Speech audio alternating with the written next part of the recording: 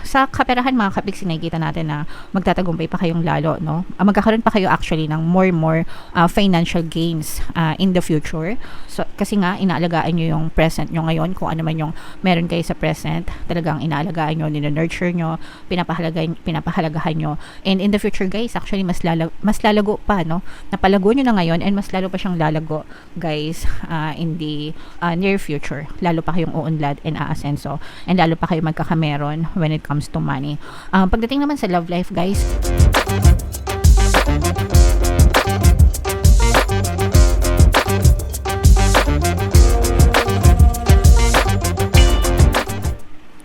hello guys, hello Gemini, welcome back to Pinoy Pixie Tarot.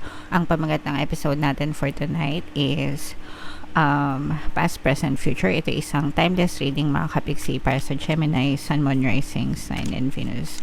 Shuffle ko yung cards, guys. Hanapin ko yung energy ng Gemini. Ito, guys. So, Gemini, kayo ay represent ng King of Swords. Ito ay timeless reading, guys. So, anytime na mapanood nyo yung video, pwede siya mag-resonate sa inyo.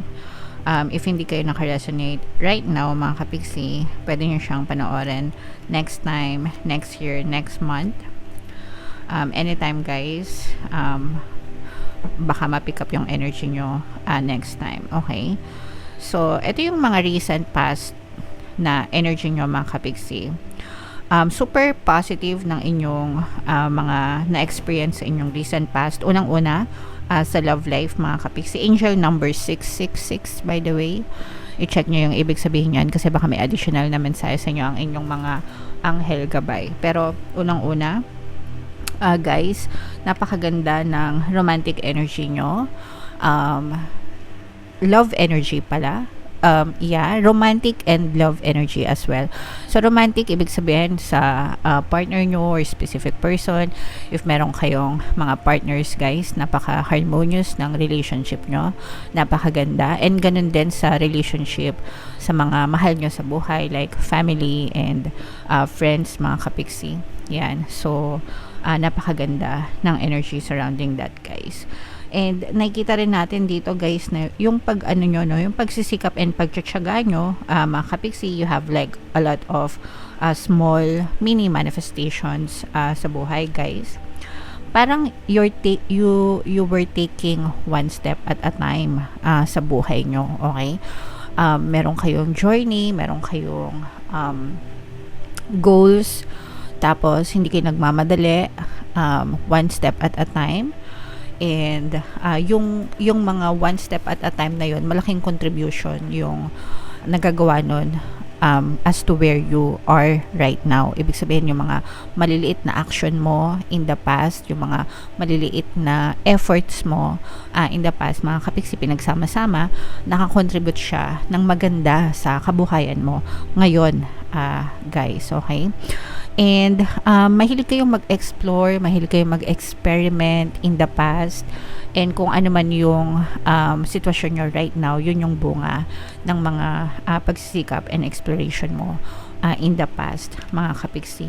Nakita rin natin dito, guys, na may kalinawan yung isip nyo, no? Parang very clear sa isip nyo kung ano yung mga gusto nyong marating. You have plans, and hindi lang plano, you were also taking action. Kumbaga, mini-make sure mo na kung ano man yung mga plano mo sa buhay, talagang uma-action kayo, gumagawa kayo ng action, nilalagyan nyo ng movement para makakita kayo ng magandang resulta, mga kapixie, sa inyong physical reality. Okay? So, this is a very, very positive energy sa inyong past, mga kapixie, sa love life at saka sa kabuhayan in general, no? So, ito naman, guys, tingnan naman natin yung inyong present energy, kung nasan kayo right now. Yan, no? Meron ditong presence, guys, ng water signs, Cancer, Pisces, Scorpio. For some of you, maaring may water element kayo sa inyong natal chart, or you may be dealing with a water sign. So, ito, guys, super positive ng inyong energy up to the present moment, mga kapixie. Yung iba sa inyo, you're living your dream life. Very calm, very peaceful, napaka guys, napakakalmado ng inyong energy, ng inyong isipan. Worry-free, pwede natin sabihin na worry-free, no? Ibig sabihin, hindi kayo masyado nagwo-worry sa buhay nyo ngayon. Napakakalmado lang ng inyong energy, ng inyong puso, guys, okay? And yung iba sa inyo parang yung patuloy pa rin kayo, yung iba sa inyo, you may be living your dream life now, pero patuloy nyo pa rin inaalagaan, no, yung pamumuhay nyo. Kasi yung iba, ibig sabihin, sabi ko nga guys, diba, in the past, yung mga small efforts nyo, no, nagko-contribute siya sa kung ano yung meron ka ngayon. And yung mga efforts mo dati, you are living your dream life ngayon dahil dun sa mga efforts mo in the past. Pero hindi pa rin kayo nagiging complacent. Ibig sabihin ng complacent guys, yung parang okay na, tama na, hindi na kumikilos kasi okay na ako ngayon. So parang pabanching-banching na lang, ganyan yung term ng mga matatanda. Okay? Yeah. Pero kayo, hindi ganon, no? Kumbaga, habang may buhay, habang may lakas, habang may oras, and habang may pagkakataon kayo, no? Inaalagaan nyo ng mabuti yung kung ano man yung meron kayo ngayon, mga kapiksi. So, hindi pa rin kayo tumitigil sa pagkilos, sa alam nyo yun, sa inyong mga pangarap, and kung ano pa yung pwede nyong gawin para mas lalong mapagtibay yung status ng pamumuhay nyo. You're still doing it, mga kapiksi. Pero there's no rush, no? Ibig sabihin, hindi na kayo nagmamadali kasi you are in a much better and safer place now than you were before. Ibig sabihin, mas okay na kayo ngayon. Pero, wini-welcome nyo pa rin if ever man na may dadating. Wini-welcome nyo pa rin sa buhay nyo, mga kapiksi. In short, super grateful kayo sa mga experiences nyo right now, mga kapiksi. Okay? And that's a very, very good energy, guys. So, comment down below, no, if feeling nyo naka-resonate kayo dyan, mga kapiksi. Tingnan naman natin yung inyong energy sa inyong future, guys. Meron ditong presence ng fire signs, Aries, Leo, Sagittarius. For some of you, maaring may fire element kayo sa inyong natal chart, or you may be dealing with a fire sign. Ito guys, nakikita natin, this is more on relationship. Sa kaperahan, mga kapiksi, nakikita natin na magtatagumpay pa kayong lalo, no? Magkakaroon pa kayo actually ng more financial gains in the future. So, kasi nga, inaalagaan nyo yung present nyo ngayon, kung ano man yung meron kayo sa present, talagang inaalagaan nyo, nina-nurture nyo, pinapahalagahan nyo. And in the future, guys, actually, mas lalago pa, no? Napalago nyo na ngayon, and mas lalo pa siyang lalago, guys, in the near future. Lalo pa kayong uunlad and aasenso, and lalo pa kayo magkakameron when it comes to money. Pagdating naman sa love life, guys, maaari kayo magkaroon ng konting problema, especially if maging LDR kayo ng iyong partner or specific person. Excuse me.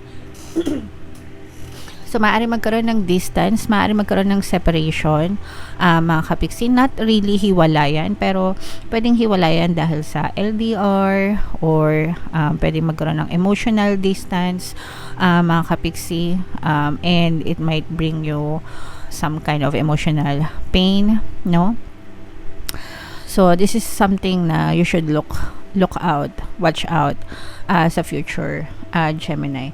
Alagaan nyo na lang yung relationship nyo, mga kapiksi, no? Which is, dapat naman talaga inaalagaan natin. So, meron tayong mga subliminals, guys, na pwedeng makatulong sa inyo. Pakinggan nyo lang yung mga subliminals na yun. Libre lahat yun sa YouTube, mga kapiksi. Pwede nyo i-combo-combo.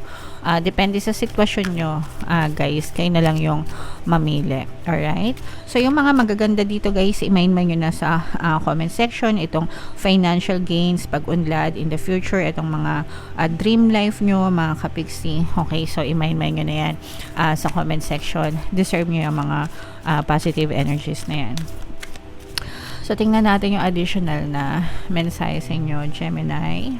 You will be surprised. Ay! Isa-surprise kayo ni Universe, guys. Maaaring may mga surprise gifts sa'yo sa Universe, mga rewards from the Universe, no? Pero, yeah, this is something na you should look forward to. Pero, I think hindi na kayo masusurpresa kasi sinabi na natin na in the near future talaga magkakaroon kayo ng lalo pang pag-unlad and pag-asenso and financial gain sa buhay nyo. Pero kung ano man yung i-gift sa inyo ni Universe, syempre, kung ano yung gusto nyo, yun yung hilingin nyo, mga kapiksi. para yun talaga yung ipagkaloob sa inyo, guys, ni universe. Alright? So, ask with love, and their answer may surprise you. Yet, whatever their answer, be happy, and this may surprise them. Hi, it's love, and I, the universe. So, sabi ko nga, guys, kung ano yung gusto nyo, no? Yun yung hilingin nyo. Ask and you shall receive. Kung ano yung hiningin nyo, mga kapiksi, focus on it, focus upon it, guys. And walang duda kung ano talaga yung hiningin nyo.